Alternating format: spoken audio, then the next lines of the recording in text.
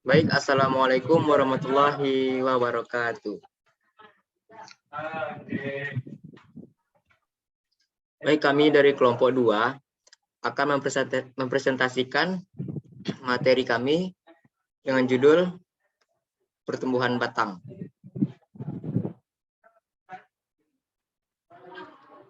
Sebelum itu, izinkan saya untuk memperkenalkan anggota kelompok 2 yang beranggotakan yang pertama dengan Anissa Alfira, yang kedua dengan Anissa Lutfi Insani, dan yang terakhir dengan saya sendiri, Arfi Anggara. Langsung saja kita masuk ke dalam materi pertama, yaitu yang dengan judul pertumbuhan tanaman. Pertumbuhan adalah proses bertambahnya jumlah protoplasma sel pada suatu organisme yang disertai dengan pertambahan ukuran, berat, dan jumlah sel yang bersifat tidak dapat kembali pada keadaan sebelumnya.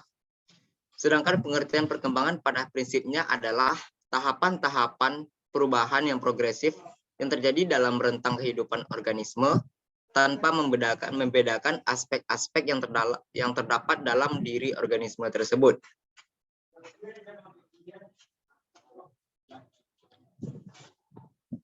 Untuk selanjutnya, stage of plant growth and development atau tahapan pertumbuhan dan perkembangan tanaman. Pertumbuhan dan perkembangan tanaman dimulai sejak perkecambahan biji. Kecambah kemudian berkembang menjadi tumbuhan kecil yang sempurna. Setelah tumbuh hingga mempunyai ukuran dan usia tertentu, tumbuhan akan berkembang membentuk bunga, buah, atau biji sebagai alat perkembangbiakan. Bisa kita lihat pada gambar di samping, yaitu dimulai dari biji yang berasal dari buah, kemudian tumbuh menjadi kecambah, kemudian tumbuh lagi menjadi pohon atau pokok, dan dilanjutkan dengan berbunga, kemudian menjadi buah kembali. Begitu seterusnya. Yang kedua, yaitu jenis-jenis pertumbuhan dan perkembangan tanaman atau types of plant growth and development. Pertumbuhan pada tanaman dapat dibedakan menjadi dua, yaitu pertumbuhan primer dan pertumbuhan sekunder, yang sama-sama berasal dari jaringan meristem yang mempunyai sifat aktif melakukan pembelahan. Pertumbuhan primer berasal dari meristem primer dan pertumbuhan meristem primer dan pertumbuhan sekunder berasal dari meristem sekunder. Next. Jenis yang pertama ada pertumbuhan primer atau primary growth. Pertumbuhan primer adalah pertumbuhan yang terjadi akibat aktivitas jaringan meristem primer atau disebut juga meristem apikal. Yang kedua ada pertumbuhan sekunder atau secondary growth. Pertumbuhan sekunder disebabkan oleh aktivitas jaringan meristem sekunder seperti pada jaringan kambium pada batang tumbuhan dikotil dan gymnospermae.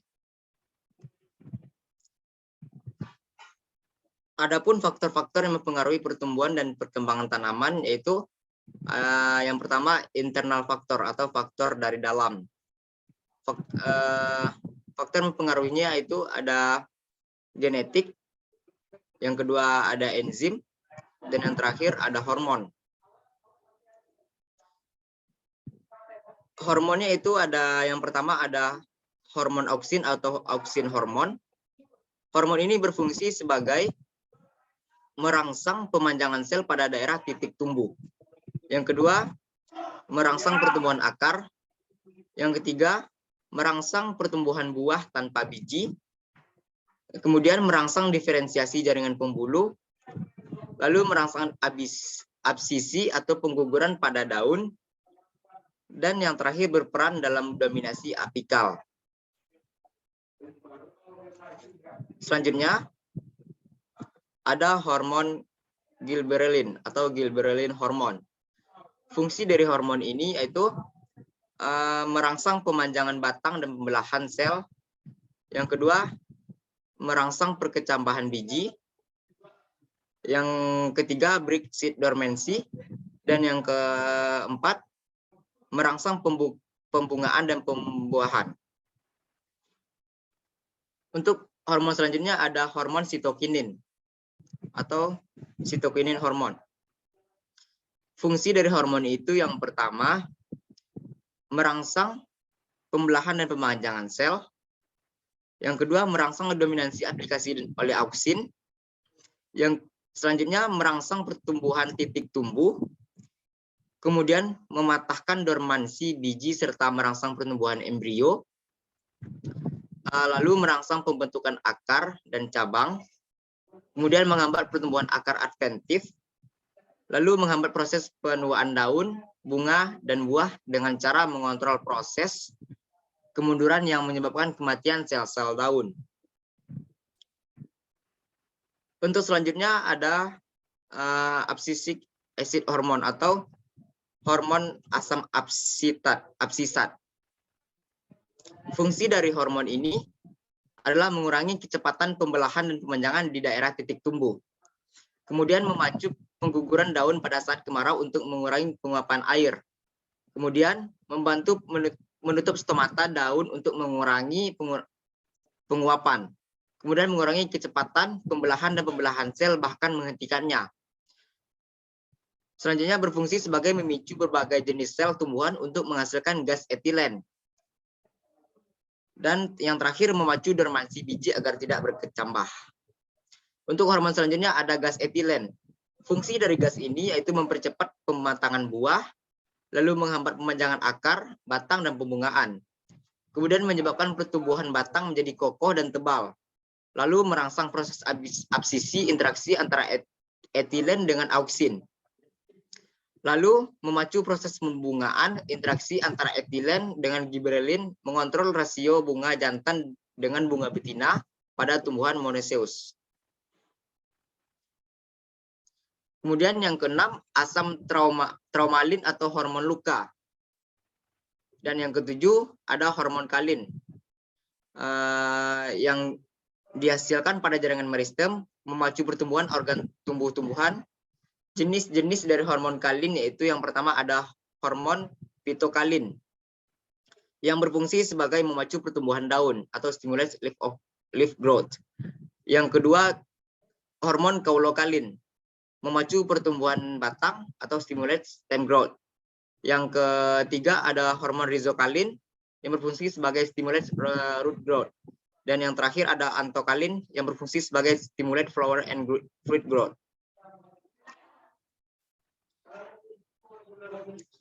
Untuk faktor yang selanjutnya ada faktor eksternal atau faktor dari luar. Faktor yang mempengaruhinya itu ada suhu atau temperatur, cahaya matahari atau sunlight, nutrient water, rainfall, height of place, and land atau tanah.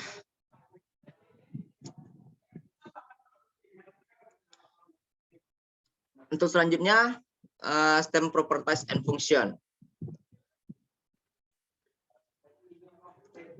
Fungsi dari batang ini yaitu yang pertama ada mendukung bagian-bagian pada tumbuhan yakni daun, bunga, dan juga buah. Yang kedua merupakan suatu jalur transportasi air dan juga zat makanan hasil dari fotosintesis. Yang ketiga membantu suatu proses pernapasan dikarenakan oksigen tersebut dapat masuk ke lentisel.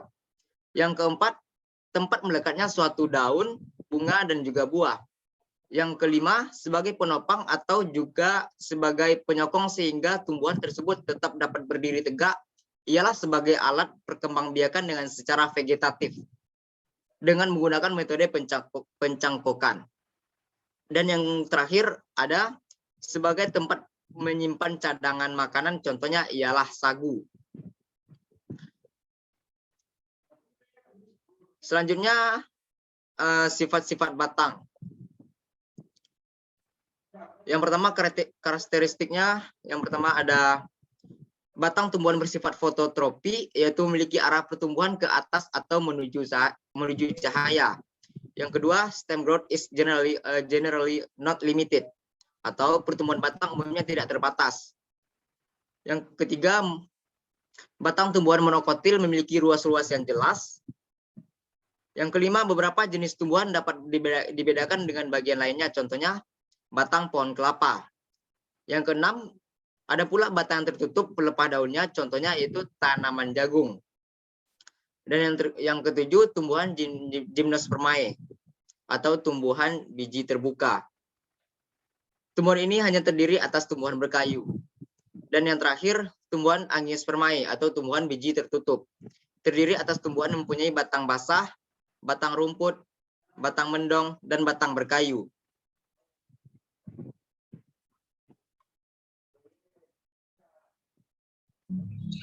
Baiklah, saya akan melanjutkan materi selanjutnya, yaitu stem and branch shape. Yaitu ada root shape, branching, and stem surface. Yang pertama adalah root shape. 1. Woody stem. Woody stem ini adalah batang berkayu yang mana pada umumnya memiliki tekstur yang keras karena ia memiliki kambium yang aktif membelah secara sekunder. Adapun contohnya adalah pohon jati, pohon nangka, pohon jambu, pohon mahoni, dan pohon trembesi. Next. Yang kedua adalah wet stem atau batang basah. Batang basah memiliki ciri utama yaitu lunak, juicy, dan pendek. Karena dia memiliki tekstur tersebut, maka dia sangat mudah untuk dipotong. Contohnya adalah pacar air, selada, dan kangkung. Next. Selanjutnya adalah grass stalks atau batang berumput. Batang rumput ini tidak memiliki berkayu, memiliki ruas-ruas yang nyata dan berongga, serta umumnya pendek. Adapun contoh dari batang berumput ini adalah rumput, padi, jagung, tebu, dan gelaga. Materi selanjutnya adalah type of branching on the stem. Yang pertama, monopodial branching. Monopodial branching ini adalah jika batang pokok selalu tampak jelas karena lebih besar dan lebih panjang atau lebih cepat pertumbuhannya daripada cabang-cabangnya, misalnya pada pohon cemara. Dan yang kedua adalah sympodial branching, yang mana jika batang pokok sulit ditentukan karena dalam perkembangan selanjutnya mungkin akan menghentikan pertumbuhannya atau kalah besar dan kalah cepat pertumbuhannya dibandingkan dengan cabangnya, misalnya pada sawo manila. Dan yang terakhir adalah dichotom branching, yang mana pada batang menjadi dua yang sama besar, yaitu contohnya pada paku andam. Next. Adapun branch nature-nya atau sifat cabang pada suatu tumbuhan dibedakan menjadi geragi. Geragi itu adalah cabang-cabang kecil panjang yang tumbuh merayap dan dari buku-bukunya ke atas keluar tunas baru dan ke bawah tumbuh akar.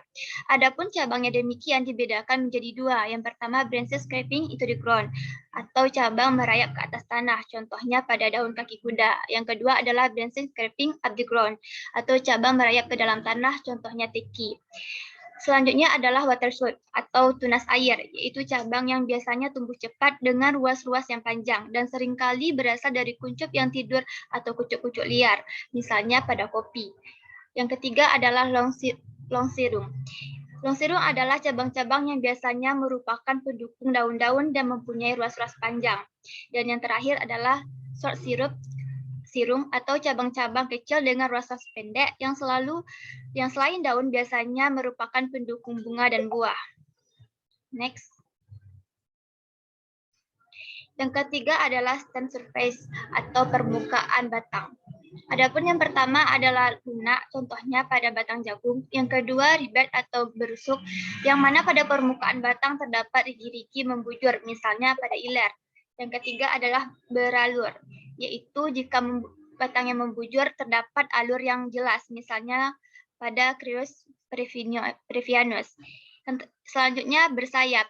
Dan yang seterusnya adalah hairy, contohnya pada tobacco. Yang selanjutnya adalah berambut, contohnya pada tembakau.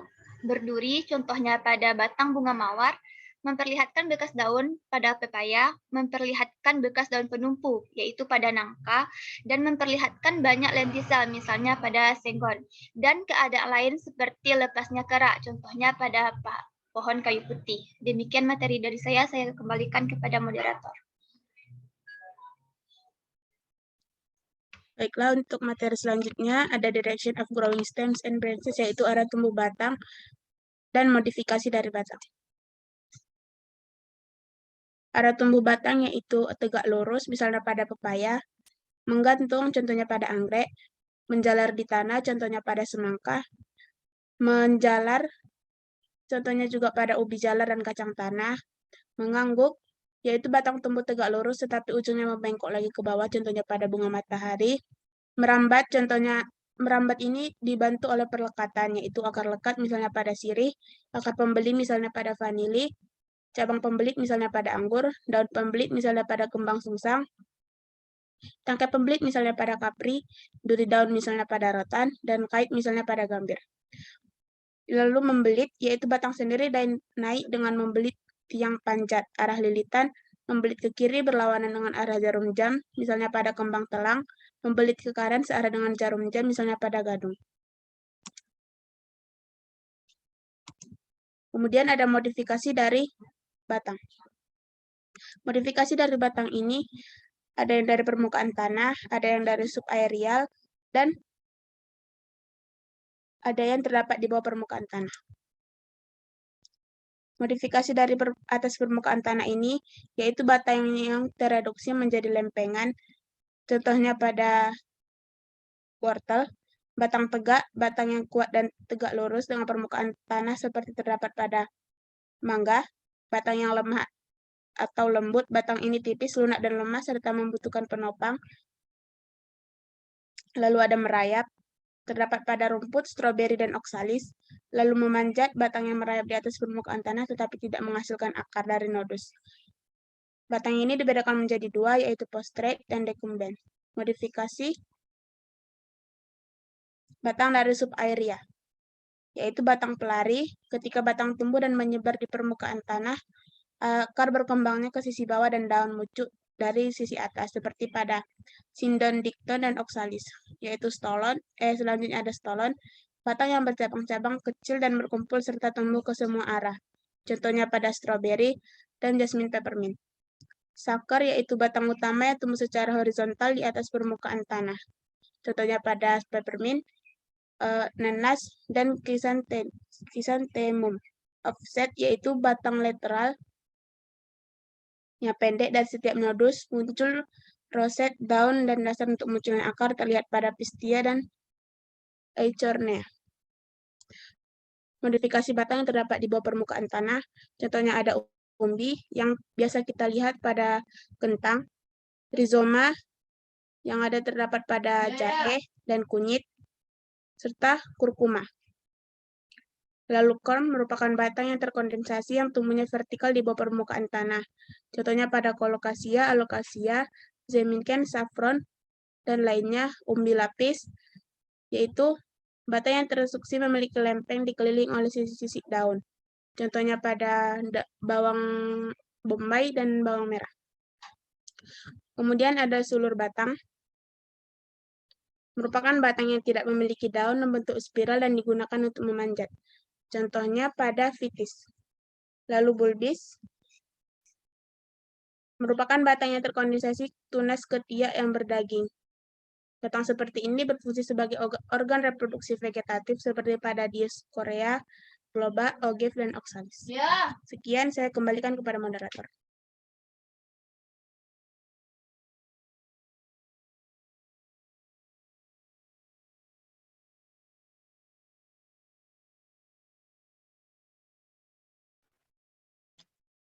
Baik, terima kasih atas penyampaian materinya. Cukup sekian dari penyampaian materi kelompok 2. Apabila kami terdapat kesalahan dari kami mohon maaf sebesar-besarnya. Kami akhiri dengan mengucapkan wassalamualaikum warahmatullahi wabarakatuh.